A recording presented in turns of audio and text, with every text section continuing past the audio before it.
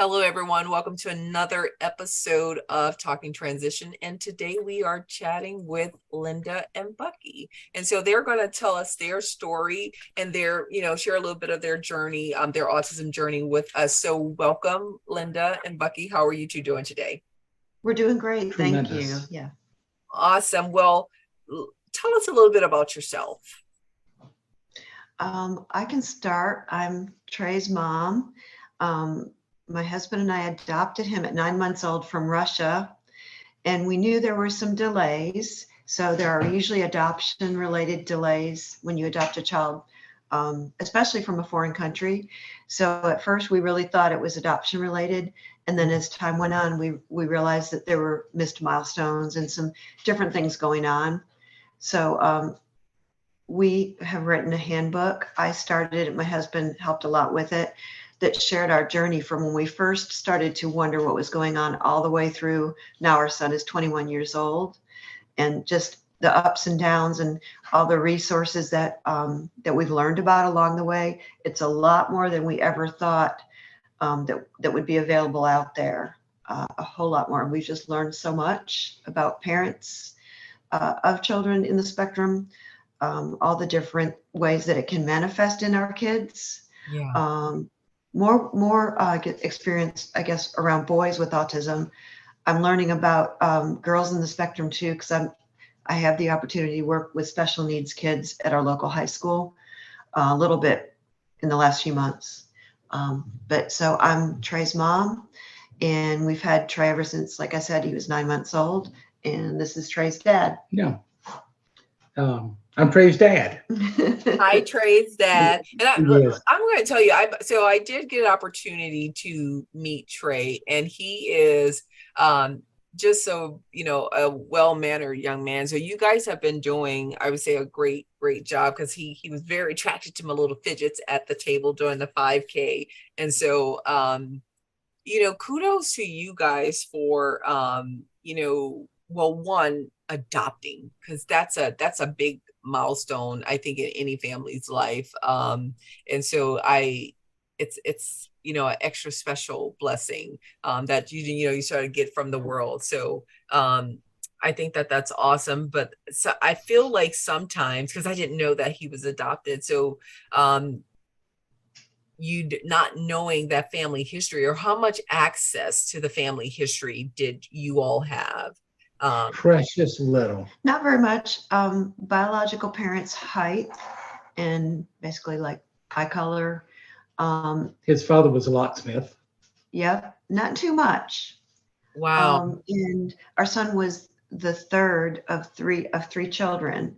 So the mom had already had two, and she had to give her third one up for adoption, and that allowed us to start our family. So, we were blessed by the fact that she had the child and then gave him up for adoption. Yeah. So when he was diagnosed, how did that make you feel? At first, I was numb and I was kind of in disbelief, but there was a part of me that kind of knew there was something going on and that it could be autism, but it's still kind of numb. Depth charged would be a good way to put it. And at least now we have a diagnosis. Now we can start working on it. That was part of the genesis of this roadmap booklet that my wife developed. It would have been very helpful if we had something like this to kind of give us a heads up as to what we were doing. Yes. Yeah. The entire goal was to help folks along. So when I got this and Linda told me about it, and I was just like, wow, well, definitely come and share. And I'll tell you, everything that you guys have in here, I wish I would have had, because when my son was diagnosed, he was 3 years old, and you get so much information. You're overwhelmed. Like, I think, Linda, you said it perfectly. You're numb, for many reasons. And it's like all of this information, and it's bite-sized chunks that a parent or anyone could easily absorb. And this is awesome that you guys created this, and it was a lot of stuff. I didn't know what autism was when my son was diagnosed. So I had to go and do research. I didn't know which signs to look for. And so it was actually a child care provider who recognized those symptoms and sort of told me in her own special way. And if you've ever heard the story, you'll know what I mean by that. Because it wasn't a pleasant exchange. It was kind of like, wielded up on me during an act of frustration. And but it forced me to sort of kind of take a deeper look at things. And so that's what led to the diagnosis. But it's like I was a sort of a career mom at the time. And so life sort of kind of came to a halt. And even though I had, people that I could sort of call, but you know how that is in the beginning. They give you so much information and you don't know what you don't know. You don't know which questions to ask. And I'll tell you, like my community, I didn't know, if anyone else had, had a kid with autism. I didn't know anyone at the time. And so I do love that we're now in a day and age where these things are talked about more. But there are so many resources out there in some ways, and then in some ways there are not enough resources, and so it could be very overwhelming. So this roadmap I thought was amazing. Thank you. Yeah, early on when we were trying all kinds of things, we were getting advice from a few other families. We didn't know that many, but we were trying supplements and gluten-free, casein-free diet, and we were trying a few other things that are supposed to help with speech. I just thought, because some of the things were working, I thought I need to create a roadmap for other parents. And I was going to do it so many years ago. And I kind of forgot about that goal. And then finally, out of the blue, when he was about 20, I said, I still want to do this because we've transitioned to, he's now living semi-independently. He's gotten through a lot. He still has a ways to go, but don't we all? I mean, aren't we all still working on goals? Yeah. But I thought, I still want to do this. And so I had some free time. I started it, and then it sat for a long time in the back burner. And then I finally finished it. Got inspired by other people I know that they write short booklets. And I thought, I want to do this. Yeah. And No, not necessarily, yeah. I hope that you're able to find a way to distribute this on a larger scale, because this is something that parents definitely need, because I just, you know what it feels like, right? It's just so, Gotcha. it's so much. And so you said Trey is living semi-independently now. So what can you describe to us what that means? Is he inside the home still living with you, or has he transitioned to a facility? What does that look like? Right now, he's in an apartment about a half a mile from our house that we could walk to or drive to. Oh, So wow. I would say living semi-independently. We see him about twice a day. We call, he calls, he texts us, but it didn't come easy. This was not easy to arrive at. We started out, to be honest, age 15 to 18, he was going through the hormones, the adolescence, being in the spectrum, and he's very intelligent. So he was seeking some independence. There's a part of him that's neurotypical. And so he was kind of acting out towards mom and dad. We were kind of standing in his way of growing independent. We were doing a lot for him and had a lot of house rules. So he was acting out and actually, physically acting out towards us, not really teachers, not sibling, towards us. It was like, we're your parents and you're kind of a roadblock. I think we were a roadblock to him, but he couldn't put it into words.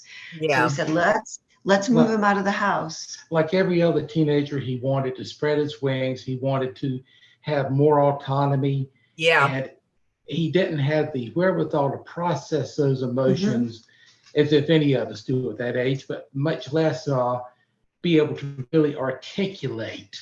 He can talk, he can communicate, but articulating something on that level is a challenge for any of us. And he Yeah. didn't know what that looked like, being independent. He didn't know what that meant. He just knew that he needed something different.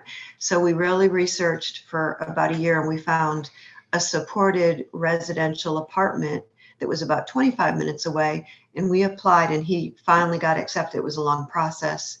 And he lived with roommates in an apartment complex with adults that would come and go basically 24 hours a day. He would see somebody that was on like a 7-hour shift, and they would cook meals and have activities. He had quite a bit of alone time, but also time where he would see his roommate and time where the staff would be there.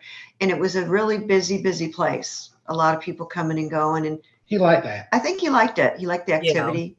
And it was a little too far from home for our taste. So we had been looking at apartments for quite a long time, and we finally found an opportunity for a place close to home that we applied where he could live there.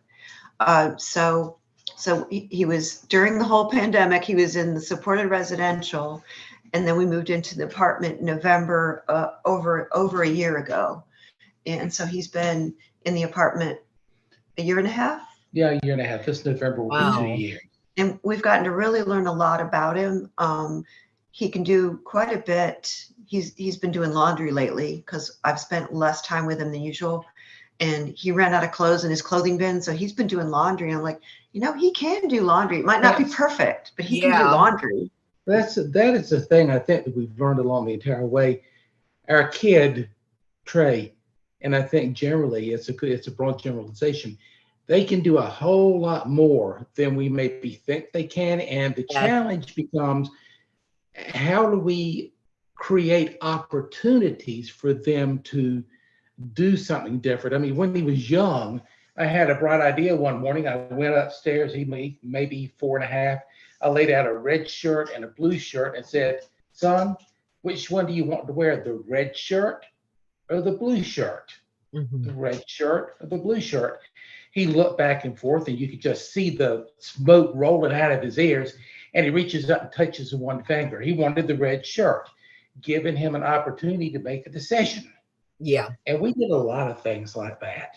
We also tried, before he was verbal, we did some sign language with him, and we had to learn as much as he did. But it's amazing. One evening, and he went through every B word he knew.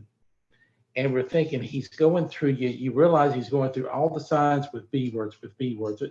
Son, do you want a bath? Yeah. He didn't know a word for bath, but he went through every word that started with B and kept cycling through them. And okay, that is repairing speech. Yeah. That's a higher functioning item right there. And he would surprise us like that. Yeah. He taught himself to tell time. Wow. Yeah. So for a child that was nonverbal till age 4.5, he didn't crawl, he walked late. He's had a lot of therapies. So he's come a long way being in a semi-independent apartment. And one of the catalysts was his seeking independence and his acting out towards us. But that's not the main part of his personality. He's 95% great kid, inquisitive, musical. He plays a lot of musical instruments. He's got a lot going for him. And I say every single day when he dresses himself, he wears something appropriate. Like he doesn't put stripes with plaids. I mean, every day I see me, I'm like, when we pick him up to take him to church, he usually has khakis and a polo on. He gets it. Yeah. And if we're going to go out and do some weeding, he's got the right clothes on. So he does some. Now, once in a while, his shirt will be inside out, and those are one of those funny moments. Yeah. And I'll let it rest, and then if we're going to actually go see somebody, like, hey, let's turn your shirt around. Yeah. So, there's funny moments. No, that is awesome. Like, you guys have said so much, but one of the things that Bucky, that you said, giving them the opportunity to make the decision and to do different things. So creating opportunities. I remember one morning I looked at their son, what would you like to have for dinner? Once again, being asked a question and having the opportunity, you could see the smoke rolling out of his ears and the gears grinding. And he looked at me and said, steak. Yeah. Thinking, yes. I love this kid. I love that. Linda, you mentioned laundry. So funny story for me. I have two girls, and my son is on the spectrum. And so Mhm. they are very motherly towards him. So Oh, they task him. So I leave out of my office one day and he is out in the kitchen. I was like, well, Bug, what are you doing out here? And he was like, I'm doing the dishes. And so he has his gloves on. And so when my daughter comes upstairs, I'm like, did you tell him to do the dishes? And she's like, yes. And I said, well, you have to kind of be in there with him if you're going to teach him. And she said, well, I showed him twice. Like he has it.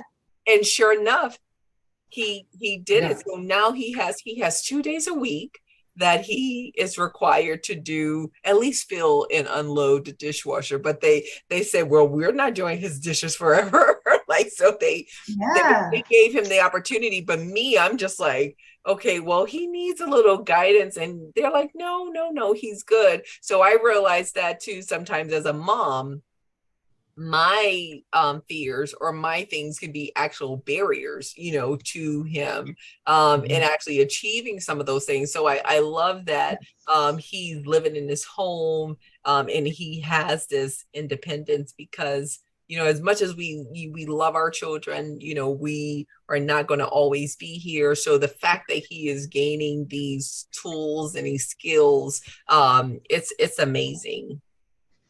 Yeah. And so when I go over to his apartment, I will probably find on top of his dryer some clothing that's damp, that he's pulled out that's damp. Mm-hmm. But, and we can fix that by putting it back in the dryer.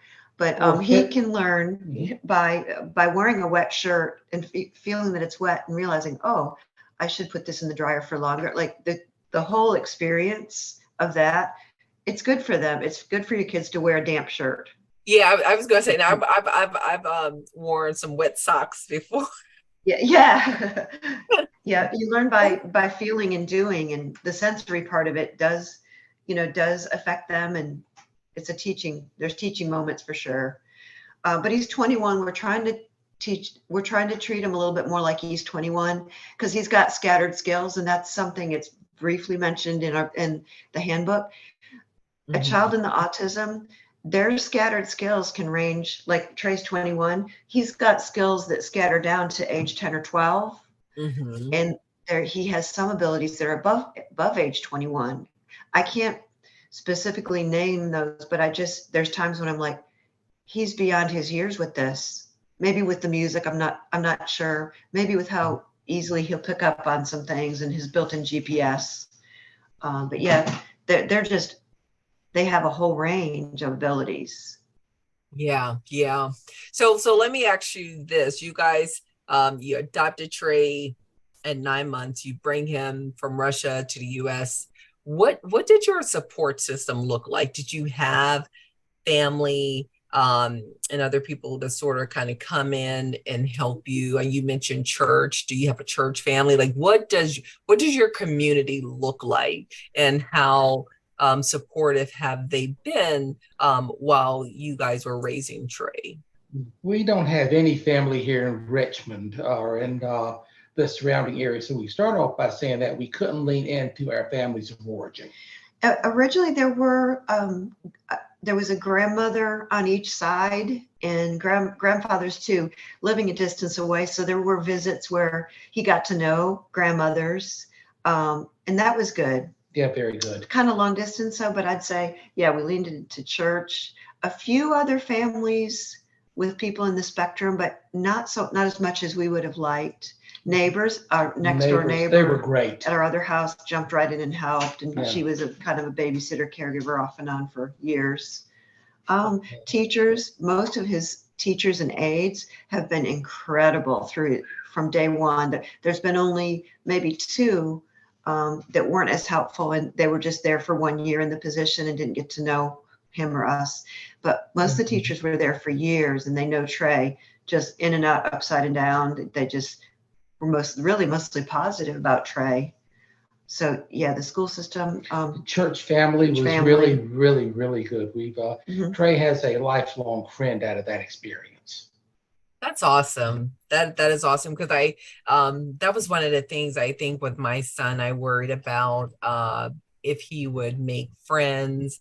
And he is very outgoing. He's actually a bit of a jokester, a prankster. So I kind of have to watch him. And so, like how you said, Linda, like he has some neurotypical, behaviors. And so it's like, I was very shocked to know, like, okay, he likes practical jokes. He likes to, the slap comedy and, different things like that. So Yeah. that's Let, awesome. Go let ahead. me mention something in with the church community and the larger community, but we noticed it especially in church. I've had people come up to me at church and say, Bucky, I don't know how should I interact with Trey? Mm. And my response is always, you treat Trey just like you do anybody else. You talk with him, you expect him to answer you. Mhm. If you can't understand him, say, Trey, figure a different way to say it or say it more slowly, and expect as much from as you would from any typical person. And he will rise to the occasion. Yeah. Mhm. Yeah. And when folks at church treat him like that, it works. Mhm. Yeah.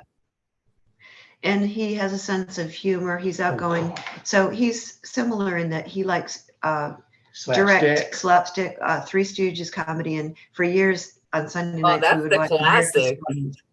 The Yeah, America's Funny Home Stooges. Videos too. I Yeah. walked into the house one afternoon, and out of the clear blue, he looks, Papa, what do you call a polar bear in Hawaii? Lost.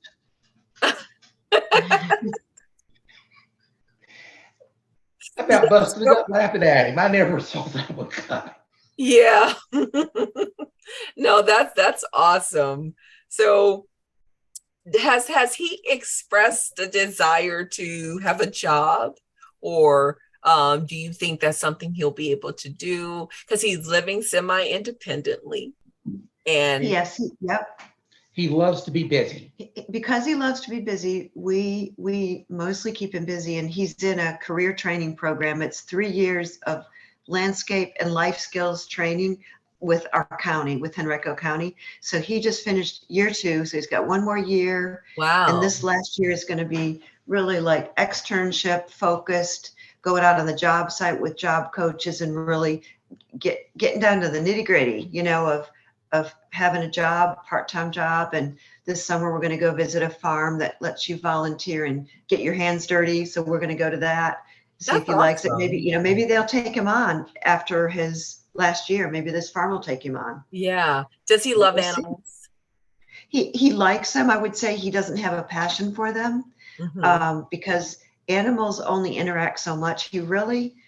He prefers adults. Our son prefers adults because adults interact a lot and they help get his needs met. Like if he wants music lessons, well, he's got to go to an adult because the adult's going to schedule the music lesson. If he wants to go to the store, the adult's going to drive him to the store.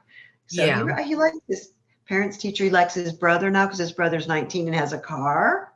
Oh, Yeah. chauffeur. Yeah, chauffeur. Yeah, He no, I prefers love that. adults, young adults. Yeah, Yeah. not as much small children or pets. He won't interact as long. I don't think he would ever hold a baby. That's not his thing. Yeah, yeah. So what role has technology played in all this? Because we're moving into this digital space. So does he have so you say he texts you, so he has a phone. Does he use any other type of assistive technology to just kind of support him in his day-to-day? Yeah. What preceded him getting a phone was when he moved into Richmond Residential. He didn't have one, so we kind of experimented. We got the pay-as-you-go phone, used up too many minutes, then got him a cell phone with our family plan, and he really jumped into using it, calling us, texting, and it was a new way to communicate that was healthy and safe, where there wasn't any confrontation like we were having in the home. So that was the beginning. And then his brother Daniel wrote software for our son's Android phone that's called Speak It Now. And if Trey was having difficulty being understood, because he does sort of have a little bit of a speech deficit, he can type the words he's saying and the software will speak it out of the phone. Wow. So he uses that probably a couple times a week. I know when he's at school and he can't be understood. Yeah, I'm So gonna have to check that out. That's awesome. There Um, is several softwares for iPhone, and then there's several for Android. And if you have an mhm. Android, we can link you up with the one that Daniel wrote for and put on Trey's phone. It's very Yeah, helpful. yeah, no, yeah, thank you. Definitely send me the link because we have a list of resources on the website that we would love to add that to it. So that's awesome. Okay, we will. Yeah, definitely. He has an iPad too, and he used that quite a bit. I'd say freshman year of high school, and then Mhm. he's faded from using that, and now he just keeps it in the home. And once in a while, he'll use it. He doesn't have a laptop, but he'll use it to go onto YouTube. He looks up music videos and Mhm. studies musical instruments and that kind of thing. So he'll use it more just to learn. Trey is hard on technology though. So that's Yeah, I had, yeah. he keeps us on our toes, making sure that his technology works. Mhm. Yeah, the phone always has the extra sturdy case. The iPad has a very sturdy case and a handle. Yeah. Everything needs to be sturdy with him because he definitely is rough on things. He's a kind of a rough and tumble boy with Yeah. his technology. Yeah, but I love the fact that he is that he understands how to use it because everything is just so digital Mhm. nowadays. And so that's one of the concerns that I have for our special needs population is that as we continue down this road, there's going to be this huge digital divide. So I love that technology, he's sort of grown up with it in a With way. it. So now he graduated from high school. How was that experience as you guys were preparing, kind of like going through each year? Um, how was that? And what age did he complete high school? He was 19, and much of his high school was during COVID. So he was home for a while. Then he was one of the first ones that was allowed back into the high school. They let exceptional ed kids come back sooner. So he was one of the only ones there in exceptional ed with one aide and then a teacher. So he got one on one attention and loved it. And Yeah. they would do work, they would take breaks, they would take a 45-minute walk every day to get out. They'd go back and do more work break, lots of breaks. Um, when he graduated, everyone was back in school with masks.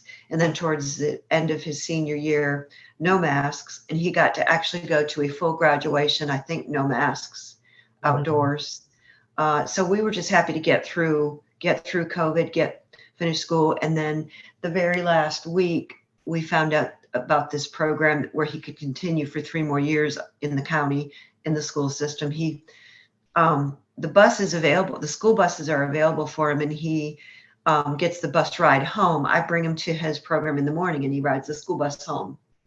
And they drop him off at our house, so I can kind of lay eyes on him, make sure he's home safe, and then he goes to his apartment after that for supper. Yeah. Um, No, but yeah, that's so he got a he did not get a regular high school diploma like you or mhm. I would get. I'm trying to think what it was called right now. It's escapes me the name of it, but it was I can't even think what it's called. Sorry about that. Like a Um, certificate of completion, maybe, yeah, it or was something along those lines. Yeah. Mhm. So but he completed all the work that they had set out for him according to his IEP, and the goals had been met. And then when he got into the program, we were happy that he had, more that he could do Mhm. with the school system. And Yeah. fortunately, his teacher, his senior year, she moved over to the career program. So he got to have the same teacher for all these years that he had Oh, in high school. So that's been great. yeah, that He is does it good. really well.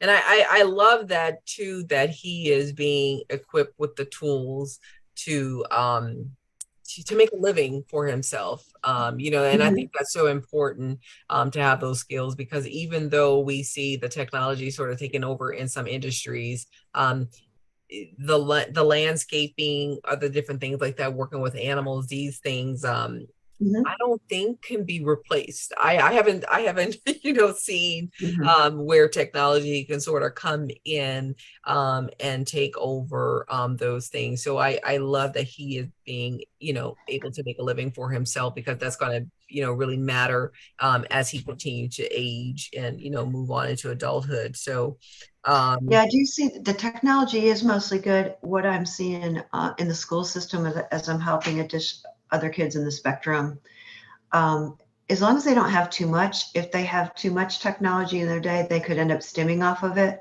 and maybe not getting as much hands-on in the real world, doing things like just in the mhm. classroom with um, manip is it manipulables? Can't even think of the right word, but where you're hands-on learning, or you may be doing a worksheet where you're writing the answers Mhm. instead of just clicking on the computer. So, Yeah, yeah, Special needs kids can be cell phone zombies as well. I yeah. would argue that being a cell phone zombie has more adverse impacts on a special needs child. And Hmm. mhm. there were times when we put Trey on a restricted use of the cell phone when he was here at the house because it Yeah. was consuming him. Yeah. With Yeah, autism, you can say a child is in their own little world. And when they're on yeah, their equipment all the time, it has that look. So now you're seeing neurotypical kids, they're on their phone and they look like they're in their own little world. So in a No, way, the two neurotypical and spectrum kids, it's melded into more of a very similar look. they're yeah. converging. They're converging a little bit. We're seeing that. Mhm. With an autistic kid, if you got you're in your own zone anyway, Hmm. and then you're in your own zone on a cell phone, you just compounded the problem. Right. So Yes. we're hoping that that doesn't become too much of a problem. And teachers are talking about this is a new thing. It's new and up and coming. Having a bin when the child comes into the classroom, the phone goes in the bin for the whole class. And at the end, they might let them out of the class just a little bit early so they can have their phone again. And high schools are actually thinking of having a little bit longer between classes so students can actually have a phone time between one class and the other. So they get to Wow. have their phone, but they're not on it during the class. And that Wow. works for all kids, spectrum or not. Yeah, but it's sort of crazy. I think that we've kind of gotten to this point where you have to restrict the cell phone, but then you have to give it back, right? Because it's Mhm. we're so used to using it. It's a daily, so much ingrained into our day-to-day life. So I had a question, wondering socially, how were things for Trey? I know he has his brother.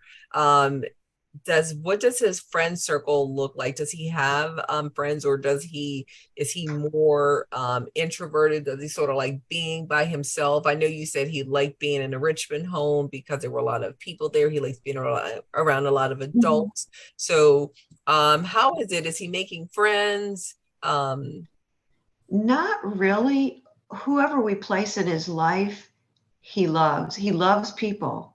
I mean, he loves his family doctor. He loves his dentist. He loves He his loves music people. teacher. Um, so I'd say if I had to pick a friend, it's Hank, a man from church that has gotten permission to pick him up every Tuesday morning really early. And they go to Publix and they pick up groceries that are expired, but not unusable because they're boxed items that are expired. They pick up boxes of those and bring them to the local high school and deliver them. And the high school uses them for all kinds of reasons. Some of the staff get like, oh, cookies and whatnot. So every Tuesday morning, like clockwork, Hank shows up at 6:30.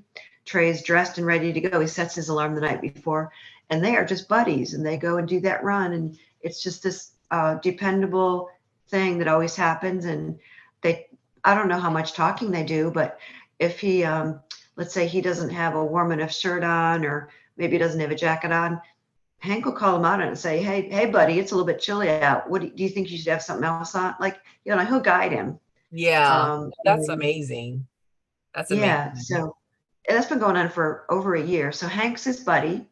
Hmm. Um, his brother is his buddy. And right now, oh, his saxophone and trumpet instructor is his buddy. No, Like that's me sending good. him something. And I Yes, I think did. it shows his ability to create these relationships and sustain these relationships, because a big Mhm, part of autism, they tell us, about the social engagement. And so, mhm. even though the relationship starts off one way, and that's how we all are in life, right? You can meet somebody or coworker, and then now all of a sudden that's your work best friend, and you guys are doing so much stuff together. So, but yeah, no, I think that's good to see that he does have the ability to really, create those relationships outside of the mom and dad. You know, he Mhm. always had you guys, but then seeing him develop those outside relationships, I think it's really good. So, one question I had about, the good, the bad, the ugly that comes with parenting. And my son, he was an eloper, so we would have to put a bell on that boy because he'd be gone. He'd take off. Kind of had to hold him and strap him. And so I've had some very embarrassing moments where I've constantly had to apologize, I am so sorry, and do different things. So what's a moment that you can think of? Bucky, I see you thinking that mine is kind of You can tell yours and then I'll tell mine. gone. I'm gonna hog What's your a funny, thinking. a I've got a funny moment, couple. embarrassing moment that you're like, oh my goodness, I can't Yeah, believe this is my Trey, child. Yeah. when he was young, he had an obsession with American flags, which Mm. is something else for a kid coming from Russia. But everything was about flags. Everything was about flags. Flags here, there. We were carrying him. He was an arm baby. He was an arm child at the time. We were carrying him through Regency Center, and there was this lady walking toward us who was rather well endowed and wearing a flag T-shirt. And she walked by and he just reached out and grabbed The Oh, flag. the flag and what was under oh, the flag as well. She was good about it. Yeah. She was really good. oh. Yeah, so you're like, oh my goodness, I am so The, sorry. Yeah. the other thing I will share with you is that there was a young lady who shouted at him when he was in his uh, 6 to 8 to 10 to 12, that age group, that age range. And Mhm. Trey never pointed, used his index finger to point. He used this finger to point, his middle finger to point. Mhm. Oh, Well, He did. when they went to sing in front of the congregation, This Little Light of Mine, and they told them to raise up their index, their pointer finger to let the light shine. Well, this isn't Trey's pointer finger. He raised up his pointer finger, and the young lady was shouting, "No, Trey, no, Trey, no, Trey! You raise up your index finger, not the one you got to Yeah. point with." Mhm. Yeah. So he's letting it shine in front of the entire congregation. Yeah, oh. there's funny things like that. Yeah, what else? So an embarrassing thing was he had low muscle tone, and I don't know how common that is with kids in the spectrum, but there was a lot of things he couldn't quite do, and it also affected his mouth and his speech. But drool, he was a major drooler from age 2 up to like 14. And I Mhm. remember when he was in lower elementary, there was one day he went through 5 shirts at school, and they sent all 5 of them back home. They were all wet. And I was like, oh my gosh, I don't know what to do about this. But we just kept washing shirts, and we would send another 5 in the next day. It Yeah. was a 5-shirt day. Yeah, and I'm getting Oh, the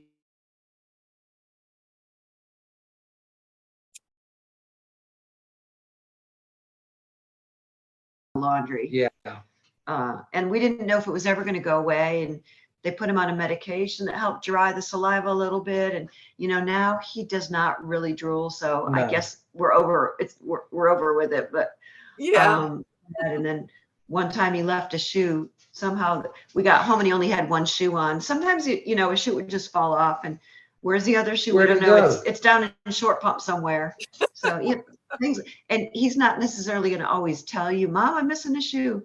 There was communication gaps going on. We didn't always Yeah. know what was happening. Until you're looking for the shoe. Where's the other shoe? Yes. And then there was a morning I put his shoes on him, and I got the right shoe on the left foot and the left shoe on the right foot, and he didn't say anything to me. And I didn't notice it until this elderly gentleman in the elevator said, "Son, I think you got your shoes on the wrong feet." And I'm the one who put them on. Yeah.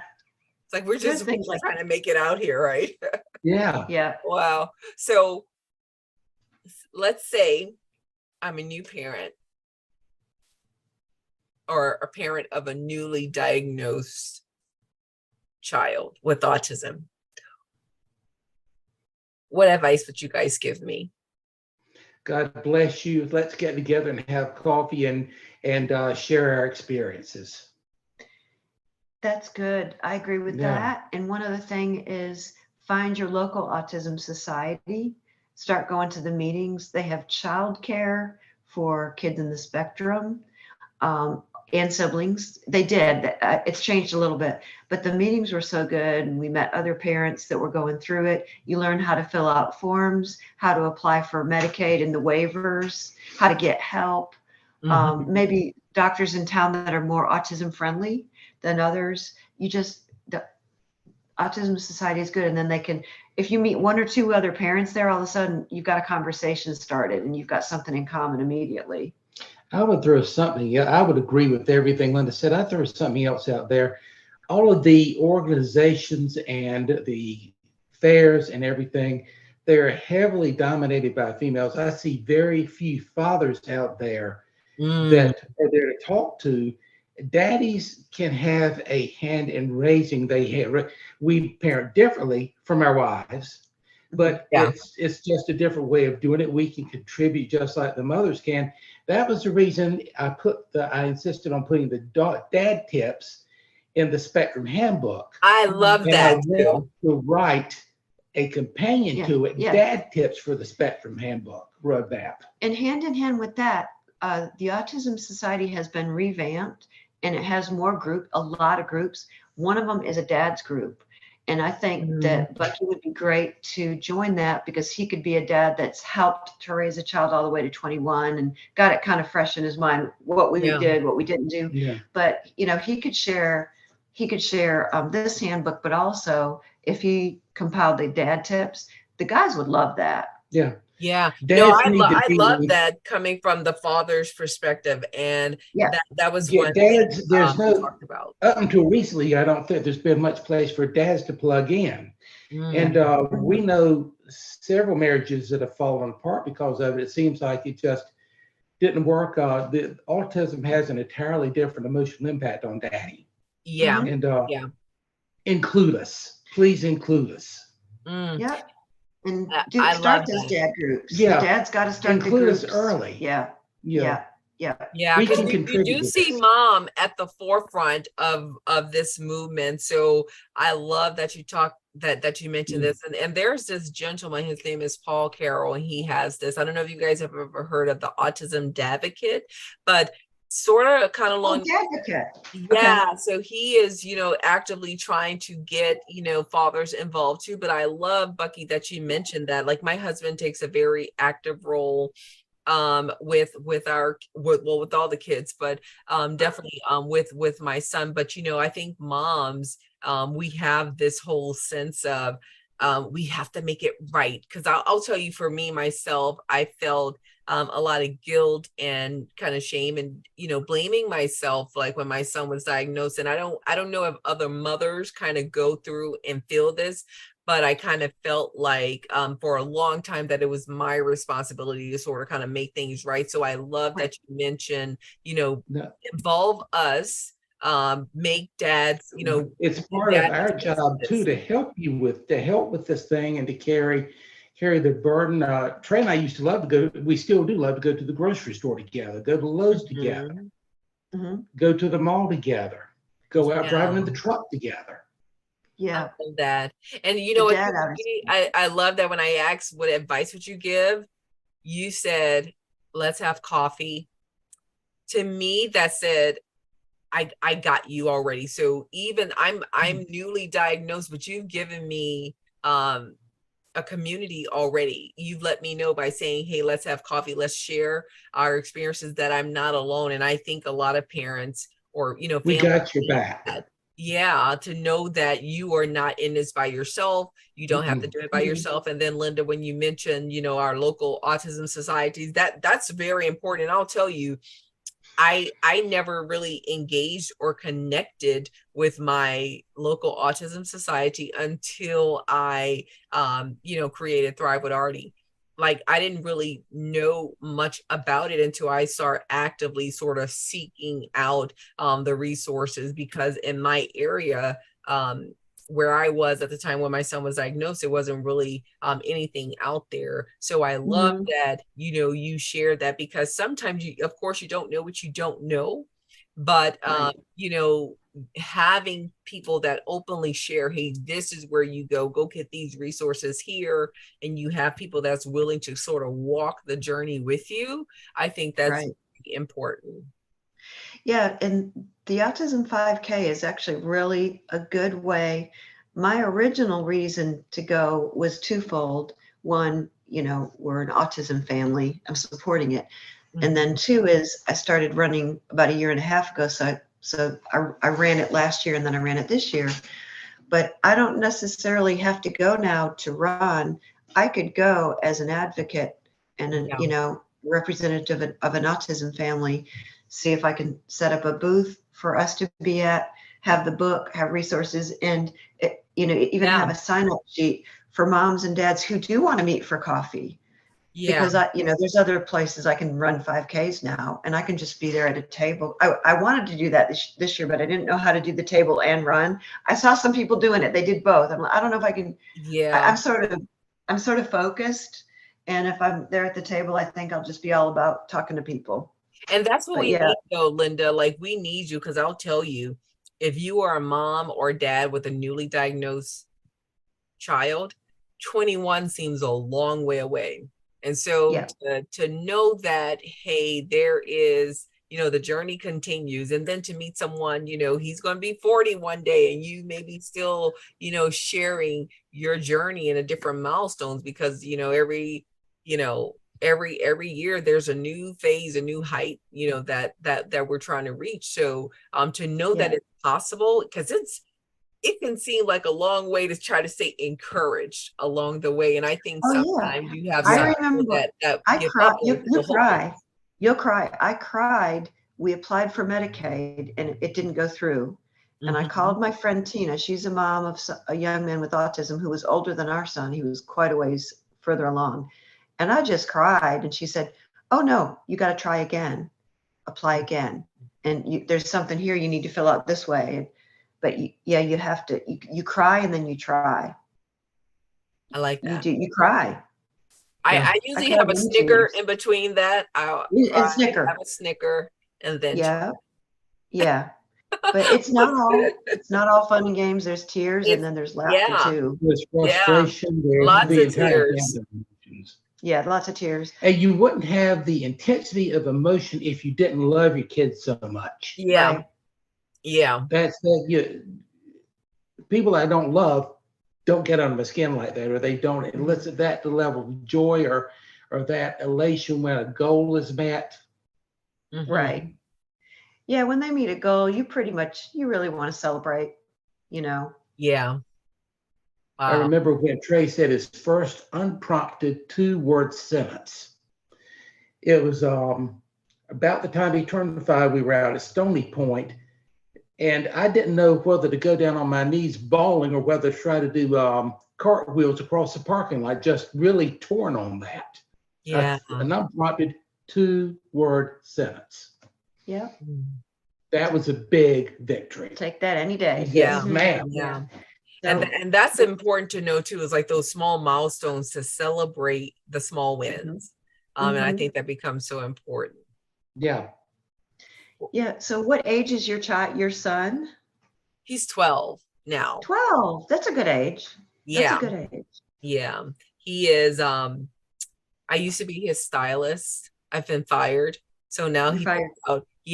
he picks out his own clothes, and similar to what you were saying, like, he's very appropriate. But I was joking earlier with my associate, telling her that I've been reduced to the weather girl. So he'll ask me, "What's the weather?" I tell him the weather, and then he picks out his clothes according to what the temperature is that day. So I'm pretty proud of that he's gotten that far. He's very he loves to coordinate his colors, different things like that. So he's doing a pretty good job on his own. But I'll tell you, it was hard for me to let that job go, because I had curated this kid from day one. So we had a vibe we were going with, but then he's like, "No, I got it."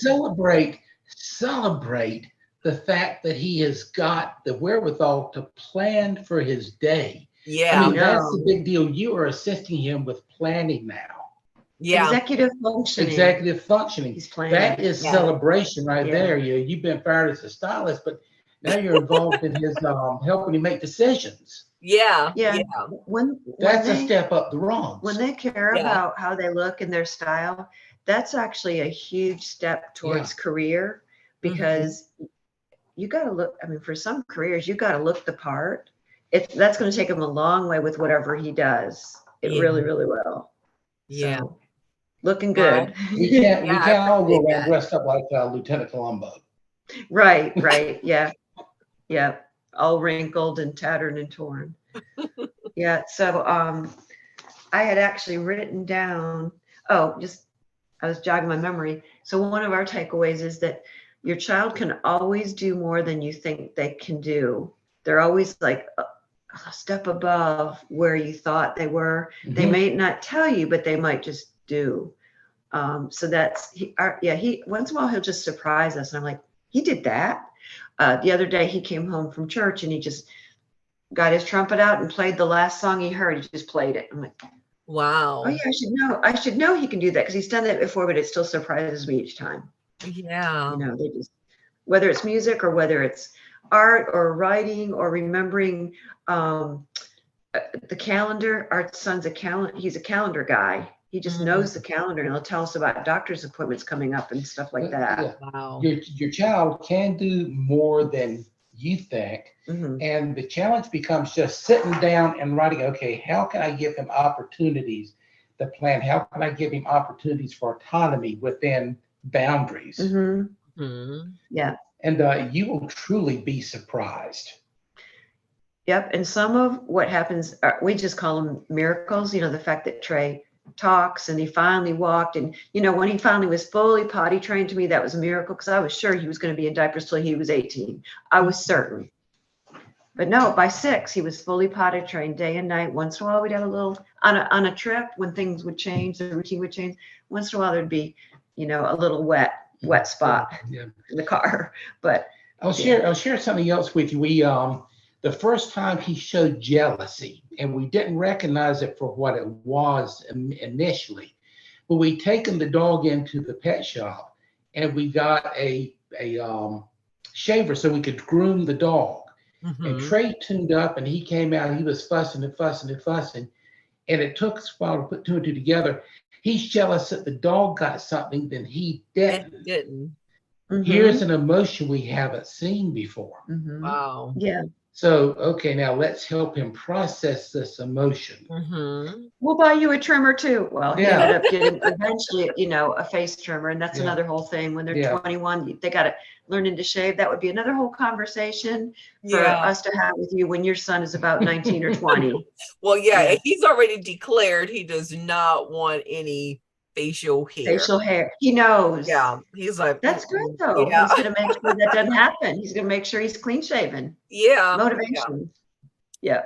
Now, how can people get a copy of the roadmap?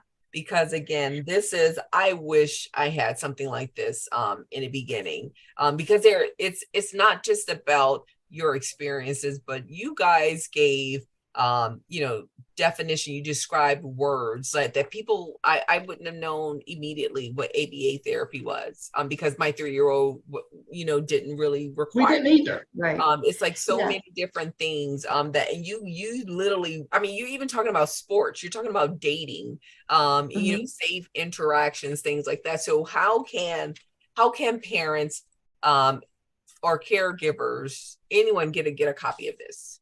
They can email me at the lynnxray16@gmail.com, and they can give me their mailing address, and I can mail them a copy. If it's around Richmond, to mail it is about $3, and it costs me about $5 to make what I print them at home.